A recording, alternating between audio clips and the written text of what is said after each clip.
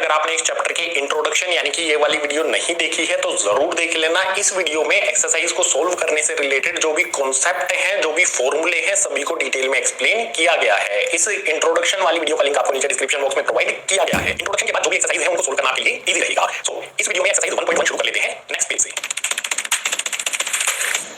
Exercise 1.1 के सबसे पहले क्वेश्चन में दिया है is zero a rational number, can you write it in the form of p by q where p and q are integers and q not equals to 0। Question में हमसे पूछा है कि क्या जीरो एक रैशनल नंबर है, क्या इसको p by q की फॉर्म में लिखा जा सकता है जहां पर p और q हमारे इंटीजर्स हैं और q 0 के इक्वल नहीं है। जो भी डिनोमिनेटर वाली वैल्यू है वो 0 नहीं होनी चाहिए। सो सॉल्यूशन में सबसे पहले इस वाले पार्ट को आंसर करेंगे। जीरो एक रैशनल नंबर होता है, सो सॉल्यूशन में लिखेंगे yes zero is a rational number. इसके बाद पूछा है क्या जीरो को p by q की फॉर्म में लिखा जा सकता है, तो बिल्कुल लिखा जा सकता है। उसके लिए लिख देंगे we can write zero in the form of p by q। अब आप कहोगे जीरो रैशनल नंबर किस तरह से होगा और इसकी p by q की फॉर्म कैसे होगी, तो यहाँ पर आपके लिए मैं एक्सप्लेन कर देता हूँ। सपोज कीजिए हमारे पास जीरो है, इसके डिनोमिनेटर में अपनी तरफ से 1 रख लो। ये p by q की फॉर्म में है, अगर इसको हम सोल्व करेंगे तो हमें आंसर में 0 मिलेगा। बिल्कुल इसी तरह से यहाँ पर 0 लिखो, इसके डिनोमिनेटर में 2 रख दो। इसको भी जब सोल्व करेंगे तो ये 0 के इक्वल ही होगा। इसी तरह से 0 अपॉन में कोई भी वैल्यू हमारी रखेंगे, सपोज कीजिए 7 रखते हैं, इसके इक्वल में भी 0 आ जाएगा इसको सोल्व करने पर। इसी तरह से 0 के डिनोमिनेटर में अगर -5 रख लेते हैं तो ये भी 0 के ही इक्वल होगा। यानी यहाँ पर आप देख सकते हो जो भी हमारा 0 है उसकी p by q वाली फॉर्म हो जाएगी ये। इसी तरह से यहाँ पर भी 0 की p by q वाली फॉर्म है, यहाँ पर भी 0 की p by q वाली फॉर्म है और यहाँ पर भी 0 की p by q वाली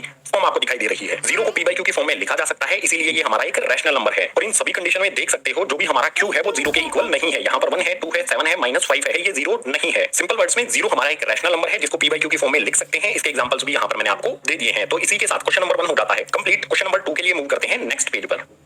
एक्सरसाइज 1.1 से क्वेश्चन नंबर 2, इसमें है find 6 rational numbers between 3 and 4। Question number 2 में हमें दो नंबर्स दिए गए हैं, इन दोनों नंबर्स के बीच में 6 रैशनल नंबर्स हमें पता लगाने हैं। अगर आपने इंट्रोडक्शन वाला पार्ट देखा होगा तो इस क्वेश्चन को अब तक सोल्व भी कर लिया होगा। चलो सॉल्यूशन बनाते हैं। सबसे पहले जो भी हमारे नंबर्स हैं इनको यहाँ पर लिखा जाएगा सॉल्यूशन में। सबसे पहले यहाँ पर 3 लिख लेते हैं और कुछ दूरी पर 4 लिख लेते हैं। इन दोनों के बीच में हमें 6 रैशनल नंबर्स पता लगाने हैं। सो 6 से कोई भी बड़ा नंबर ले लो। 6 से बड़ा होता है 7। 7 को इन दोनों वैल्यूज में ऊपर और नीचे मल्टीप्लाई कर देंगे। सबसे पहले 3 में करेंगे ऊपर 7 से और नीचे भी 7 से। इसके बाद 4 में भी ऊपर 7 से और नीचे भी 7 से। जो भी हमारी कैलकुलेशन है यहाँ पर कर लेते हैं। 3 को 7 से मल्टीप्लाई करेंगे तो ये हो जाएगा यहाँ पर 21। नीचे हमारी वैल्यू मल्टीप्लाई करने के लिए नहीं है तो 7 यहाँ पर एज इट इज आ जाएगा 21 के डिनोमिनेटर में। इसके बाद 4 को 7 से मल्टीप्लाई करेंगे तो ये हो जाएगा हमारा 28 और डिनोमिनेटर में 7 एज इट इज आ जाएगा। अब जो भी हमारा 21/7 और 28/7 है इसके बीच वाली जो भी वैल्यूज है उनको लिख देंगे, वही हमारा आंसर हो जाएगा। 21/7 के बाद आता है गाइस 22/7। इसी तरह से इसका नेक्स्ट हो जाएगा 23/7, इससे नेक्स्ट हो जाएगा हमारा 24/7, इससे नेक्स्ट हो जाएगा हमारा 25/7, इससे नेक्स्ट हो जाएगा हमारा 26/7, इससे नेक्स्ट हो जाएगा हमारा 27/7। 3 और 4 के बीच में टोटल 6 रैशनल नंबर्स हमें फाइंड करने थे, यहाँ पर हमने फाइंड कर लिए हैं। तो ये हो जाएगा क्वेश्चन नंबर 2 के लिए हमारा आंसर। लेकिन अगर आपने यहाँ पर 7 की बजाय अगर किसी और वैल्यू से ऊपर और नीचे मल्टीप्लाई किया है तो जो भी आपका आंसर है वो डिफरेंट हो सकता है। इस तरह के जो भी क्वेश्चंस हैं उनके लिए आंसर अलग-अलग हो सकते हैं। आपको सिंपली स्टेप्स फॉलो करने हैं, जो भी बीच की वैल्यूज हैं इनके वो लिख देनी है, वही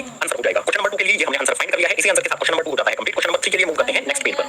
क्वेश्चन नंबर 3 इसमें है find 5 rational numbers between 3/5 and 4/5। दो रैशनल नंबर दिए गए हैं, इनके बीच में हमें 5 रैशनल नंबर्स पता लगाने हैं। सो सॉल्यूशन में सबसे पहले जो भी हमारे दो नंबर्स दिए गए हैं इनको लिख लेंगे। सबसे पहले यहाँ पर आ जाएगा 3/5 है, थोड़ी सी दूरी पर लिख देंगे 4/5 है। हमें 5 रैशनल नंबर्स पता लगाने हैं तो 5 से बड़ा कोई भी नंबर ले लो। 5 से बड़ा 6 होता है, 6 को हम दोनों रैशनल नंबर्स में ऊपर भी मल्टीप्लाई कर देंगे और नीचे भी मल्टीप्लाई कर देंगे। 4/5 में भी ऊपर मल्टीप्लाई कर देंगे, नीचे मल्टीप्लाई कर देंगे। कैलकुलेशन यहाँ पर कर लेते हैं। 3 को 6 से मल्टीप्लाई करेंगे तो ये हो जाएगा हमारा 18। इसके बाद डिनोमिनेटर में 5 को 6 से मल्टीप्लाई करेंगे तो ये हो जाएगा हमारा 30। इसी तरह से 4 को 6 से मल्टीप्लाई करेंगे तो ये हो जाएगा हमारा 24। डिनोमिनेटर में यहाँ पर आप देखो 5 को 6 से मल्टीप्लाई करना है तो 30 आ जाएगा। अब जो भी हमारा 18/30 है और 24/30 है इनके बीच में जो भी नंबर्स हैं यहाँ पर लिख देंगे, वही हमारा आंसर हो जाएगा। 18/30 के बाद क्या आता है 19/30। इसके बाद आ जाएगा हमारा 20/30। इससे नेक्स्ट हो जाएगा हमारा 21/30। इससे नेक्स्ट हो जाएगा हमारा 22/30 और इससे नेक्स्ट हो जाएगा हमारा 23/30। जो भी इनके बीच के नंबर्स थे वो यहाँ पर हमने लिख दिए हैं। यही हो जाएगा क्वेश्चन नंबर 3 के लिए आंसर। बहुत आसान मेथड है। इंट्रोडक्शन वाले पार्ट में इस मेथड को डिटेल में एक्सप्लेन किया है, नहीं देखा है तो देख लो यार इंट्रोडक्शन वाला पार्ट। इंट्रोडक्शन वाली वीडियो का लिंक आपको नीचे डिस्क्रिप्शन बॉक्स में दिया गया है। सभी की सभी एक्सरसाइज जो चैप्टर नंबर 1 में है सभी के कांसेप्ट को डिटेल में एक्सप्लेन किया गया है इंट्रोडक्शन वाले पार्ट में। जो भी हमारे ये दो नंबर्स थे इनके बीच में 5 रैशनल नंबर्स पता लगाने के लिए 5 से बड़ा कोई भी नंबर इनमें ऊपर और नीचे मल्टीप्लाई करेंगे, जो दो नए नंबर्स मिलेंगे उनके बीच यहाँ पर नंबर्स लिख देंगे, वही हो जाएगा क्वेश्चन नंबर 3 का हमारा आंसर। इसी आंसर के साथ क्वेश्चन नंबर 3 हो जाता है कंप्लीट। क्वेश्चन नंबर 4 के लिए मूव करते हैं नेक्स्ट पेज पर।